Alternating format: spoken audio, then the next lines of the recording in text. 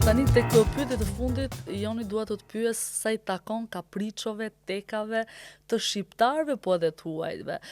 Kur ble një shtëpi në Bregdet, kryesisht është një shtëpi e dytë apo e tretë, pra ti ke një mundësi për zgjedhje, ndryshe nga kur ble në Tiranë që të duhet të shohësh kush puna, fëmijët apo shkolla. Cilat janë kapriço, tekat e shqiptarëve, por edhe të huajve kur përzgjedhin një pronë në Bregdet? Shiko, ne shqiptarët jemi pak race e llastuar.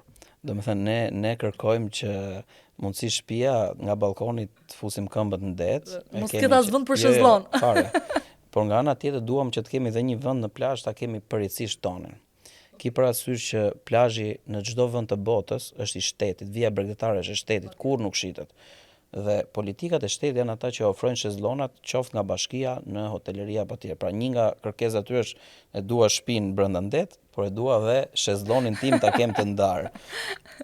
Tuajt janë më komod, janë më të thjesht, janë më të pa, po themi, më të pallastuar, në thonjza gjithmonë se edhe ne nuk jemi të llastuar. Tuajt pranojnë, domethënë, sidomos kanë dëshirë, mundësisht ta kem pak larg, kanë qef pjesën e hecis, pjesën e të dalës në mëngjes në këmbë, e shijimit natyrës, nuk e kanë problem pjesën e shezllonit, mundësisht nëse është publike akoma më mirë për ta, sado të pasur ti janë shumë më të thjeshtë se ne.